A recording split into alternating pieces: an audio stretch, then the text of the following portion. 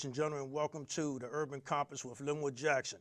Again, we have another great show lined up for you. I have a special guest in the studio. I would have been remiss if I didn't have him come on and speak to us because this is African American History Month. Although we celebrate African American history all year long, we had to get our first guest in here, Reverend Dr. John G. Moore, Sr. He is the Vice President of Resource and Development and Strategic Partnership for the United Way of Delaware. He's also the youth pastor at Calvary Baptist Church in Dover and the CEO of Total Increase Productions, which features his one-man dramatic portrayal of Reverend Dr. Martin Luther King Jr. entitled Echoes of a Prophet. Reverend Moore is also a United States retired Air Force officer, and he's a much sought-after speaker and presenter. He's spoken at the Department of Justice Federal Bureau of Prisons in Washington, D.C., schools and colleges, youth correctional facilities and organizations all over the country, speaking to soldiers, sailors, airmen, and Marines in Germany, Japan, South Korea, talking all about the legacy of African American heritage. That's a mouthful right there.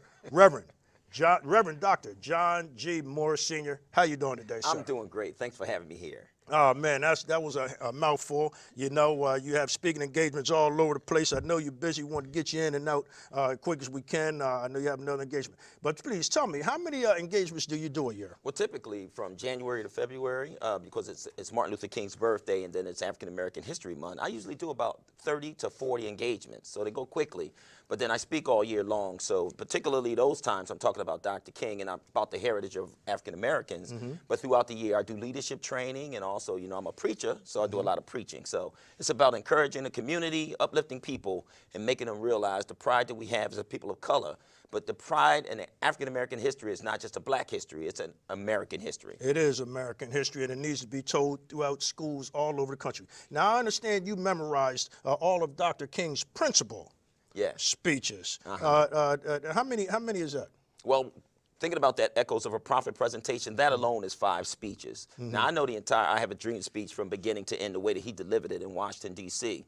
And one of the things, Linwood, that I was very fortunate with is because of being able to present that in such a professional and uncanny way, that I was invited in 2011 to the private dedication of the opening of that brand new monument. Man, I'm on stage with Al Sharpton, Jesse Jackson, Andrew Young, all the giants of the civil rights movement. Right. I'm even on stage with Dr. King's son, daughter, and his sister, Christine Ferris. And of all the people they could have picked that day to recite I Have a Dream, chose a Delawarean named John Moore. I know that's right, Reverend Dr. Reverend John Moore, and he's here in the studio today. We're glad to have you. Now, how many do you recite any other historical figures? You know, one of my favorites is Frederick Douglass. So I've taken many quotes with Frederick Douglass. I love the quotes of Malcolm X, and then a number of others, not just, you know, African Americans, but some of the others, like I like John F. Kennedy, and also some people like Thurgood Marshall, you know, another great man. So these guys all had very relevant speeches that they gave, and I like to incorporate all of that in a lot of presentations I did. Oh, do you really? Yes. Are you an actor as well? Well, I think so. You know, a lot of people call me that. You know, Echoes of a Prophet is a one-man dramatic portrayal. So I'm actually trying to act out Dr. King, but I played in other plays as well. I know that's right. Now, what's your favorite King speech? Of all the speeches, it's called the Drum Major Instinct. It was actually given February the 4th, 1968, just 2 months before Dr. King was assassinated. And the reason why I titled my presentation Echoes of a Prophet is based on that speech. He gave that speech and he shared with people that night how he wanted to be remembered in his funeral. 2 months later, he was assassinated. And so I like to share that speech. Actually, when I was the keynote speaker this year in Albany, New York for Governor Andrew Cuomo, I actually ended my presentation with a portion of the Drum Major Instinct. Wow, beautiful, beautiful. Now, when you're speaking to these young people, I know you're a youth, you're the youth pastor at your church, and you're in schools and colleges all over the place. Do they find relevance in King's speech? Absolutely. Today? And I'll tell you what's so awesome. I spoke at a great school here in Wilmington just the other day, a dual language school. One is that I speak to kids from elementary, I'm talking about kindergarten all the way up to high school, and in all of those audiences you can hear a pin drop. And I'm speaking to them for 20 minutes. The amazing thing is that they know I Have a Dream. They studied it in their classroom. And Linwood, what is fascinating is that not only are they a great audience, but afterwards I always give a time for questions and answers. Wow. And they are some of the most remarkable questions, asking questions like, why did they shoot Dr. King?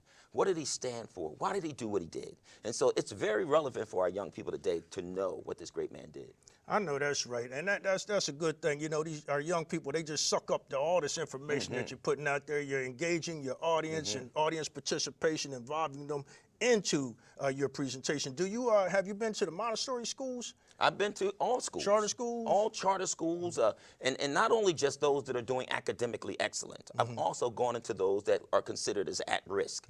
So I've been to, like down in Dover, positive incomes, positive outcomes. It's a charter school, but it has some challenges. Okay. So my belief is that kids are not at risk. They're at promise. And that is that if you pour into them, you know, I grew up in the inner city of Philadelphia. I grew up with very little. I had brothers that were involved in gangs, alcoholic father. But someone believed in me, and now I have the moral responsibility to go out and show kids that somebody really cares about them. And sharing that knowledge with them, and that's what they need, that knowledge, and we need more of that, certainly. Now, you do a lot of work with the United Way of Delaware as well. Absolutely. I'm the Vice President for Resource Development. I'm the key fundraiser.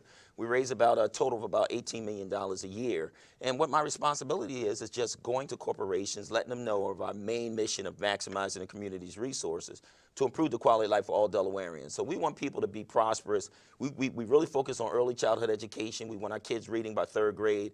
We want our youth to be able to make good choices through a program called I Am 40. We want our families to be able to be financially stable through a program called Stand By Me. And then especially with our seniors, we want them to have good options for health care. So and when you maximize on all of those areas, you have a healthy Delaware. And that's the work we do. You guys have a youth advisory council program coming up soon? That's right. Next Saturday, we're actually having a Black History program for our Youth Advisory Council. So, you know, and they actually haven't given me an opportunity to share a little bit of my King presentation with them. But what it is that this new generation needs to galvanize its own leadership. And so through our Youth Advisory Council, these young people are taking responsibility for the streets, some of the disparities that are out there, and we're empowering these young people to be able to help us make good decisions. I know that's right. Now, that's February 27th. That's February 27th. 11 a.m. at 625 North Orange Street. So right. Come on out and check out the Black History program there. Review, revise, and restore. It's going to be a great thing. Now, Reverend Moore, you have you're available. You do weddings and the organizations can contact you. You keynote speeches and stuff. I think we have your information up on the screen. Sure. Yeah. And but you're available. You have your contact number. I do. You know, you can, and it is on the screen. That is the best way to reach me. My email address, jgmoore1@yahoo.com. Call me at my home, and you may get the answering machine, but I will call you back. And I take engagements all year long, you know, so it's always relevant. Do you have a website? I don't have a website yet. But you are on Facebook? But I'm on Facebook. If you look up John Moore on Facebook, you'll get to see a lot of the things I'm doing. Well, listen, I know you got to get going. Your son is in college? Yeah, I'm actually headed to a basketball game, the final season, game of his season. He plays for Lebanon Valley College. His name's Colin Moore. He's a great player at Caesar Rodney High School. Made the playoffs. I'm going to go see this final game and then get ready for the playoffs. So Dad's got to, you know, be balancing his whole schedule. Man, you must be proud. Well, listen, we appreciate you coming on. Could you share one speech with us I before sure you will. go? You know what? As a matter of fact, I'll share with you a portion of that great speech, The Drum Major Instinct. My man, there's the mic over there. No, we got to sit right here? Oh, we can do it right here. All right. We're going to do it right here. Ladies and gentlemen, reviving the spirit and bringing a new life and meaning to the powerful and timeless words of Reverend Dr. Martin Luther King, Jr. I'm proud to present to you Reverend Dr. John G. Moore, Sr. Every now and then I guess we all think realistically about that day when we will be victimized with what is life's final common denominator. That's something we call death. We all think about it, and every now and then I think about my own death and think about my own funeral. But I don't think of it in a morbid sense. And every now and then I ask myself, what is it that I would once said? And I leave the word to you this morning. If any of you are around when I have to meet my day, I don't want a long funeral. And if you get somebody to deliver the eulogy, tell them not to talk too long. And every now and then I wonder what I want them to say. Tell them not to mention that I have a Nobel Peace Prize. That isn't important. Tell them not to mention that I have 300 or 400 other awards. That's not important. Tell them not to mention where I went to school. But I'd like for somebody to mention that day that Martin Luther King Jr. tried to give his life serving others. That's the drum major. All right, ladies and gentlemen, Reverend Dr.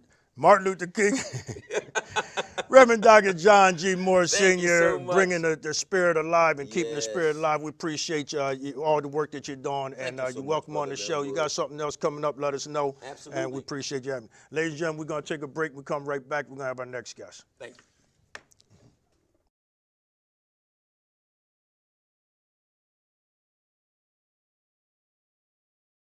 And we're back, ladies and gentlemen. I'm here with Annie Menagerie.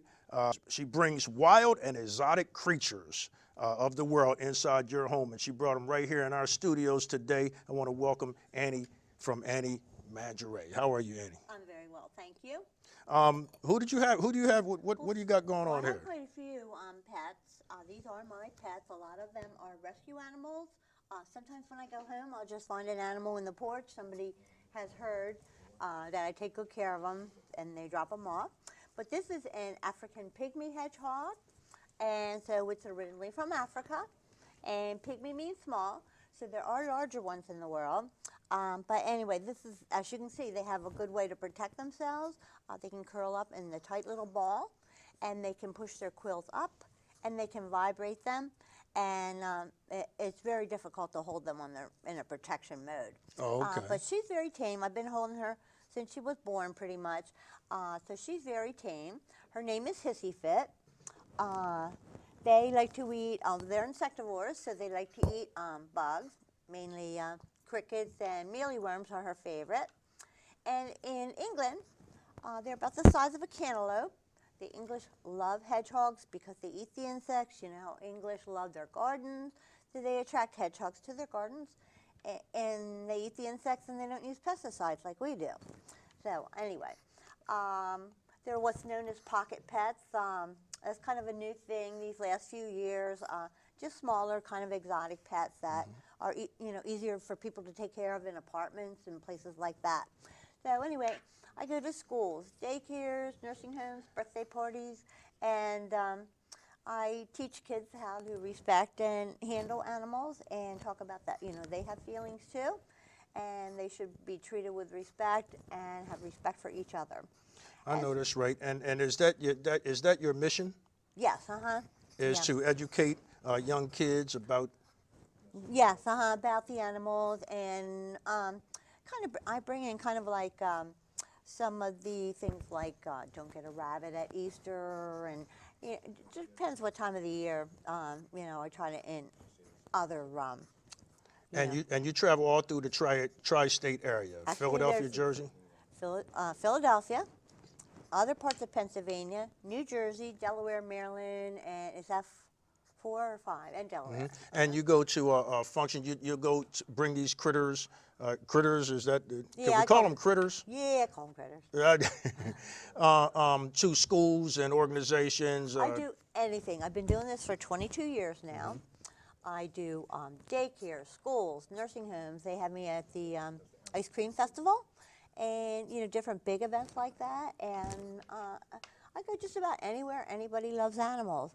I've been sharing them, like I said, for 21 years with animal lovers of all kinds of ages and disabilities or abilities. They can really break the barrier on some of the harder kids that are harder to reach, like some of the inner city kids or the autistic and so on. So they can cross barriers that we can't seem to cross. And you have another one to share with us? Yes, I do. Real quick. Okay, while you get that one, I just want to explain that Annie's Menagerie is proudly celebrating their 20th anniversary in business. I met her at the Southbridge Farmers Market. Actually, For it's 20 example, seconds, actually. 22 years. I'll stand corrected, and she just brings animals to your home. Our young folks need to get up close and personal and touch these critters and animals, and let them so they can learn about them and they not be afraid of these animals. We need to protect them and respect them just like we respect and protect. Oh, be careful. We're on wheels. Slippery here. We're all on wheels over here. Let me get closer. All right, how you doing? You good? Yep. And who's this guy? Okay, this is Widget. She is a chinchilla, and they are originally from the Andes Mountains of South America. They are the softest animal in the world. Would you like to feel her? Wow, I can't even, that's furry. Not one of the softest, the softest. Wow. Unfortunately, that's been a blessing and a curse.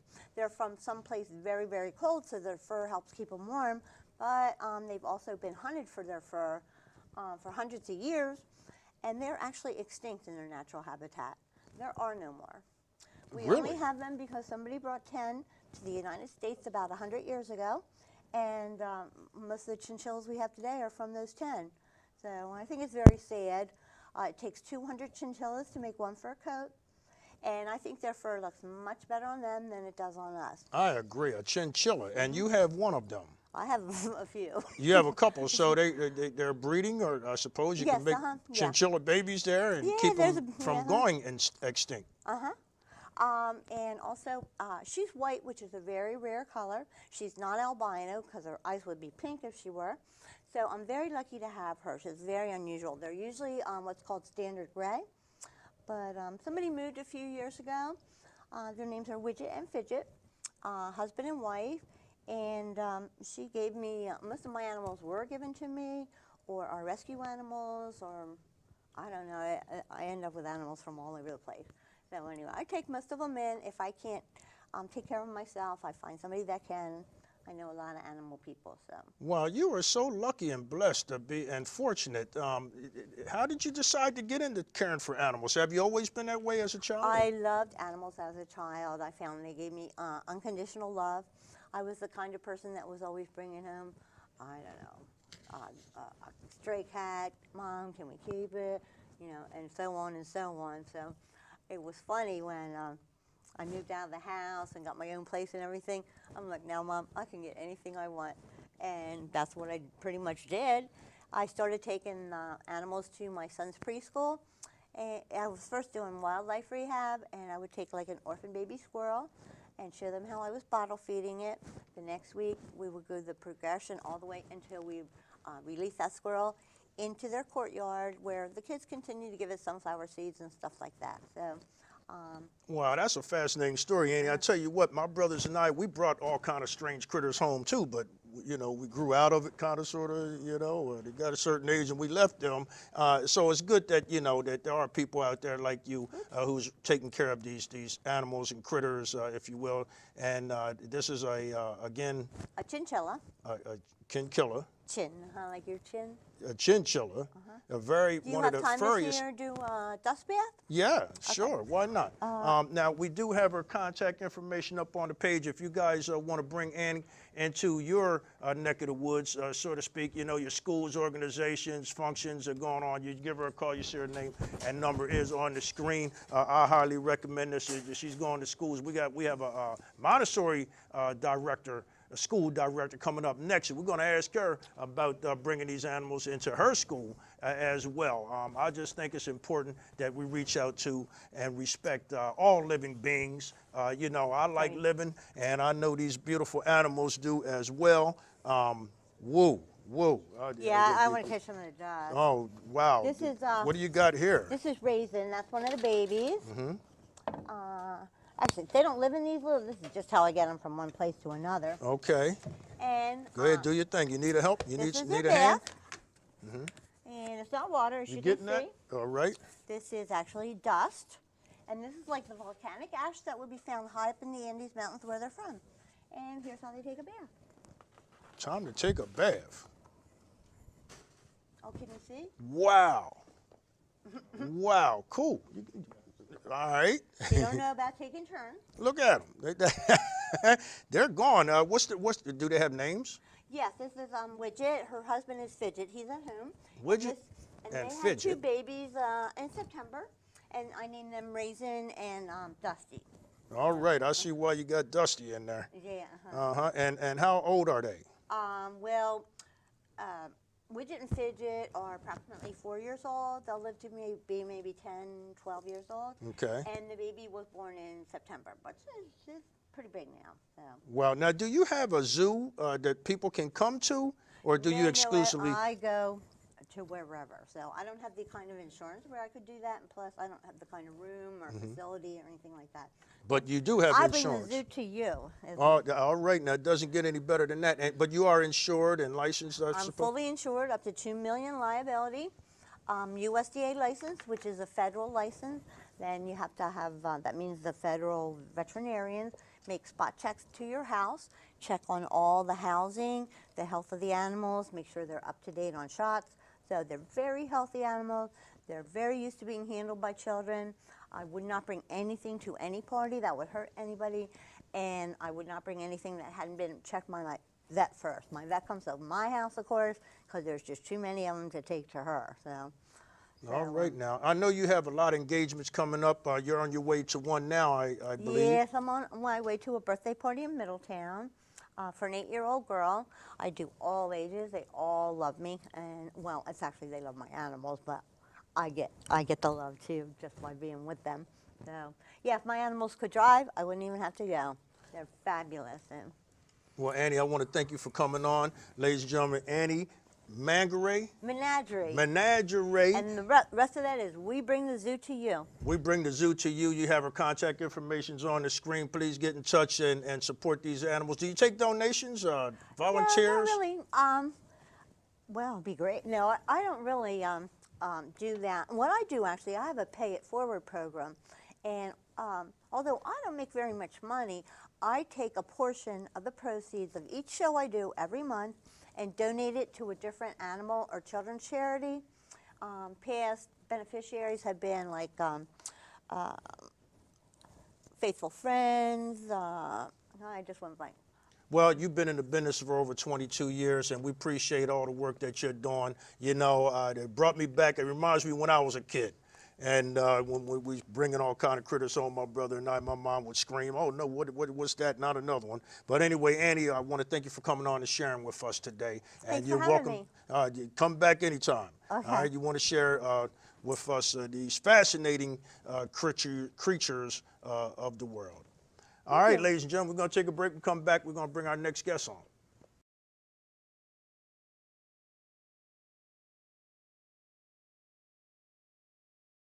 And we're back, ladies and gentlemen. I have my next guest, Ms. Karen Pontrelli, and she is the director of the International Montessori Schools here in Wilmington. She is, in 1998, she founded the Montessori Institute of Teachers Education, and she is the first fully accredited Montessori teacher preparation program in the state of Delaware. And shortly after, she started the Montessori Academy of Delaware, which later on joined the International Montessori Schools. Welcome to the show, Karen. Thank you so much, Linwood. I'm so excited to be here. Well, we're excited to have you because up until I met you, I never heard of Montessori schools. Really? No, please explain to us, what is that all about? What's the difference between a Montessori school and traditional schools and education? In the traditional sense of education, you have more of a cookie-cutter curriculum where children are moving from activity to activity as a group, sort of doing the same thing. In Montessori, it's more of a child-centered approach where we believe that each child is a very unique individual and should be respected and addressed as such. Our teachers are very highly specialized in recognizing each child for who he or she is, getting an understanding of where their developmental level happens to be, also understanding that while we're given these developmental norms within which children do grow and develop, that each area of development is happening at a different time. So our teachers are very highly specialized in tapping in on each child for who he or she is, following that child, understanding his learning style, and basically meeting that child where he is, as opposed to expecting him to conform to a group setting. We're tailoring our approach to meet the needs of each individual child. Environments are designed to accommodate the needs of each child within that particular environment. And another difference between the Montessori and the traditional is it's not a homogeneous age grouping. It's a 3-year age grouping, which offers more of a familial age grouping, more like older and younger sisters and brothers growing and learning together. And so the youngest children who come into the group, our novices, so to speak, look up to the older children in the group, and they strive naturally to be like them. Everybody wants to be like their older brothers and sisters. Right. And so it encourages them further in their development, brings them further in their development in a smoother fashion. And as they work their way to the top of the totem pole, so to speak, they become the mentors and help the younger children with the work that they're doing in the classroom. And that helps to develop leadership skills, self-confidence. The Montessori approach is really established on a very strong foundation of respect. Naturally, everything begins with modeling, and our teachers are our role models. And they approach each child with authenticity and respect and help them to understand that they're very unique and special human beings, that they are entitled to being respected. They have a right to demand respect, and likewise they have a responsibility to demonstrate respect for the environment, for one another, for their peers, for the materials within the environment, and full responsibility is placed upon these children. We recognize that even the youngest children are very, very capable, so they're able to basically work on their own. They choose freely, work independently, and teachers move in and out throughout the course of the working day, giving individual lessons, tracking children's development, very carefully observing them for where they're at developmentally, and very carefully preparing the next step to bring them further in their development. There is no academic ceiling. Wherever that child is ready to go, that child soars. That's a very interesting way to teach. It is. It's a great model and a different approach to teaching. What grades are you working with? Is that the K through 12? Well, in our school, the Wilmington campus, as well as a couple of the Pennsylvania campuses, because the International Montessori Schools has 4 other locations in Pennsylvania. One in Westchester, Pennsylvania, one in Malvern, one in Great Valley, and one in Paoli, Pennsylvania. And each school has different age groupings. At our Wilmington campus, we start with an infant program working with children as young as 6 weeks to offer the best environments for our youngest children, for working people who need the quality care for their children. 6 weeks. 6 weeks. You're getting them early, aren't you? We're getting them early. We're getting them first. We are making that first impression in and kids their are like future sponges years. at that They point. are They're like sucking sponges. up everything you throwing at them. Absolutely. And getting that knowledge, and you growing them right from 6 weeks. From 6 weeks. And our infant program runs from 6 weeks to 18 months. And then we have a pre-primary classroom for children between the ages of 18 months and 3 years, and a primary program for children between the ages of 3 and 6. And that does incorporate that kindergarten year, so to speak. And, you know, really the youngest you get them, the greater the impression is. And even with the youngest children, we're capturing those early stages of development. I always thought the early stage of development was through even while they're doing pregnancy. While they're in the womb, if you it read is to true. your... That's very, very true. Speaking to your children, singing to your children, reading to your children in utero is very, very critical. They are hearing the outside environment. They do feel from inside. So touch is very important to them as well. And So they have a heads up before they're born. If we read to our kids while they're pregnant and while the lady's pregnant, just read and singing and just and rubbing and touching and have contact with this infant, and then he's born, and you just continue on from there, and they can get into your school at 6 weeks and right on through until they're what grade? What's the highest grade you do? We go up through 6 years, which incorporates the kindergarten curriculum. Okay. And then I have 3 sons of my own. They all went through Montessori. My first exposure to Montessori came through them. When I saw what was happening with them, I fell completely in love with it. And Montessori truly is my passion. I've been involved with it for over 30 years. And I really feel at the end of the day, I've made a difference with these children because the approach is so respectful, and we do help them to own, take ownership over their environment and their world, which helps to, it helps to bring them to become greater members of a larger global society. I agree. How many students do you have in your classes? In our classes, well, we adhere very strictly to the state child care licensing code, which varies from age group to age group. In the infant program, it's a 4-to-1 ratio, and we cap our program at 8, so it's a very intimate, home-like, beautiful environment. And actually recognizing that most of these children are with us for such long days, we take environment very, very seriously, and we've created environments that are as home-like as they can possibly be for these children. So they do feel like they're at home. Our families walk through the doors and they remark on how it feels like a home away from home for them and an extended family rather than an institution. What are some of the subjects that you teach? All curriculum areas are covered. With the youngest children, naturally, we're working with them on physical development and sensory motor exploration. Language is everywhere in our environment. And then, of course, we're introducing the sounds in language and the math concepts. We're very rich in culture and the arts at our school. Our primary children, for example, travel through each continent every year, and we delve very deeply into the continents. We study the peoples of the continents, the climate, the industry, the foods that they eat, the clothing that they wear, some of their cultural festivities and holidays, their religious beliefs. Do We you expose introduce them to the language. animals? To the animals.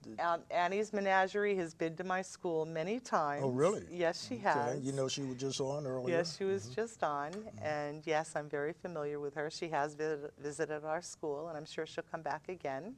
And we do bring as much of the outdoors in for the children as well. The whole idea is to expose them to the whole world. Is there a and all registration? peoples. Absolutely. Is there a registration involved with your school? You have to register to sign up. You have a period of time. Well, we're in the throes of enrollment right now, and we encourage families to contact us and schedule private tours. I think your contact information is on the screen right now, but I hope do you have a so. website? We do, iamschools.net. And you founded the Teachers Certification Program of it? I did. In 1998, I founded the Montessori Institute for Teacher Education, which was the first fully accredited Montessori teacher education program in the state of Delaware. So you teach the teachers? We train teachers. We actually certify teachers under the guise of the American Montessori Society and the Montessori Accreditation Council for Teacher Education. And how long does that take? It's a 2-year cycle altogether. 1-year academic phase followed by a year-long teaching internship in an approved Montessori classroom. All right, that sounds good. So you have a website that our listeners can get on and Please. check out your website, Please find do. out more information if you choose. That'd be the International Montessori School of Delaware. Of Wilmington. Of Wilmington. And we are pleased to have Miss Karen Pontrelli, who is the director there. Yes. She founded the school and the Teachers Institute. Anything else you wanted to share with us? Well, I do want you to know that while I founded these organizations in 2012, I wanted to place them under a larger umbrella, the International Montessori Schools, to bring us more to the forefront and gain greater recognition. International Montessori Schools is a very strong foundation, and most of their schools are located in Delaware. We were the first established. Most of their schools are located in Pennsylvania. We were the first located in Delaware. All right, now good job, Karen. How you feeling? I'm feeling really good because I know at the end of the day I've made a difference. Well, I know and before we started touching. the show, you were a little nervous. Yeah, I was You all nervous. right now? I'm feeling really I good told now you it because wouldn't I'm hurt a little bit. speaking about what I am most passionate about, and that is Montessori education. And it doesn't get any better than educating our kids. We want to get it to them any kind of way we can get it to them. There's all kinds of educational programs out there. Just get it in and get it done. Educate your children. You heard it right here. To speak to them before they're born. Once they're born, 6 weeks, they're going to put them in school and keep teaching them, teach. The more education they have, the better our society will be. We talk about it all the time. African-American history. But your kids are a little young yet to Oh no, we're exposing them to all of it. I'm telling you, our school is very rich in culture and the arts. And our families remark on how impressed they are with what their children come home with and how they speak about the different peoples of the world. That's what it's all about. Again, we want our children to develop a greater love of the world around them, a respect for that, and all the peoples of the world, so that they can become more solid citizens of a larger global society, hopefully moving out there to make a difference in our world. I know that's right. A positive difference in our world. I know that's right. What's the address to your school? It's 1 Middleton Drive in Wilmington, Delaware. We're in the Pike Creek area of Delaware, right down the road from Goldie Beacom College, and we sit right in the Limestone Hills development, so it's lovely. We're in a neighborhood setting, but we're still tucked away, surrounded by beautiful nature. We had a little deer come up to the infant classroom window and pay a visit one day not too long ago. Cool. We had an owl Animals. sitting out on the tree outside the school just a couple of weeks ago as well. So the children get to see all of that, and it's All a right. beautiful Well, I'm glad you could methodology. stop by and share that with us. You know, you're welcome to come by anytime you want to update us with what's going on there. And you're having such a good time. You want to stick around? We got a performer coming up. Gonna I close would this love show. to see your performer, but unfortunately, our teacher education program is right in the midst of our reaccreditation on-site visitation, and I need to get back for that. But I know there's Mardi Gras going on tonight. Oh, there's all kinds of I would love programs to going make it to that. I Well, right now, I love got music. Harry stepping up to the mic. We got Harry Old School Jackson. We're gonna close the show for us. He's gonna close the show for us with a song from I think it's the Hurricane Sally. You want to take that mic over there, Old School? How you doing, man? You all right? Oh yeah, that's fine. What you gonna sing for us, I'm man? going to sing Ain't Too Proud to Beg by The Temptations. All right, we're gonna close the show with "Ain't Too Proud to Beg" by Temptations. We got Harry Old School Jackson on there. He's a good friend of mine, performing all the time. Thank you Take so it away, much, bro. Linwood. Thank you. This cord is not working. All right, we're gonna take a break and we'll be right back.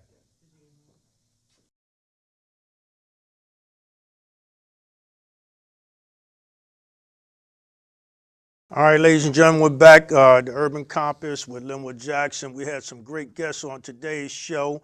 We talked a little bit about going to the schools, the different schools, like Montessori schools. We talked a little bit about the animals in our environment, all the critters that we used to bring home as kids, but some of us are still working with them as adults. And we need our young people to get this knowledge. And so we had a couple people on today to talk about that. We also had the good Reverend Dr. John G. Moore Sr. on talking about and bringing live the words, the inspiring words of Dr. Martin Luther King. Now I want to close the show with a good friend of mine, Mr. Harry Old School Jackson. We got the same last name, but he a bad man. We've been a friend of mine for a long time. Harry, how you doing today, buddy? I feel phenomenal. I'm just ready to go. All right, I know you're ready to go like James Brown, man, but I want to ask you a couple questions first, man. How were you, where were you born and raised at? Media, Pennsylvania. Media, Pennsylvania, and what was what was some of the music that you listened to when you were growing up? What inspired you, man? What inspired me was just different groups we used to do up on the corners. wanna use And the mic. my favorite singers is like Billy Stewart, James Brown, The Temptations, and a lot of old school songs. A lot of people inspired me that was much older than me, and I just caught on to it and wanted to be like, I wanted to be a stylistic, an Intruder, a James Brown, and now it just seemed to be like, I'm so blessed. At the age of 73, the Lord spared me. I'll be 74 in June, and I'm still energetic enough to do these tunes throughout all the years. And how many years has it been now? Since I was 14. I can't do the math that quick. That sounds like 20 years. Yeah, or more. A little more than 20 years. I know that's right. Well, School, I see you out in the community all the time performing all over the place. It's just an honor to have you with us today. What are you going to sing for us, man? What are you going to close the show Ain't for? Too Proud to Beg. I ain't too proud to Yes. beg. All right, baby. You got it. Ladies and gentlemen, Harry Old School Jackson, Ain't Too Proud to Beg.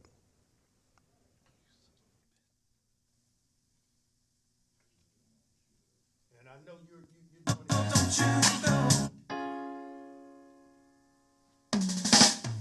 I know you want to leave me, but I refuse to let you go. But if I have to beg and plead for your sympathy, I don't mind. You mean that must mean I ain't too proud to beg. Sweet darling girl, don't leave me, no. Ain't too proud to plead, plead, plead. But baby, don't you know that I don't want you to leave me, girl. Now I heard a crying man was only half a man with no sense of crying. But if I have to cry to keep you, I don't mind a weeping to keep your pretty little baby by my side. Ain't too proud to beg, sweet darling girl, don't leave me, no. Ain't too proud to plead, plead, plead, plead, plead. Pretty baby, don't you know I don't leave me, girl. If I have to sleep on your doorstep all night and day to keep you from walking away. Now let your friends talk, 'cause this I can stand. I've got to keep you, baby, any way I can. Ain't too proud to beg. Pretty baby, don't you know that I don't want you to leave me, girl. Sugar, sugar. Pretty baby, don't you know that I've got to have you with me, baby. Hey!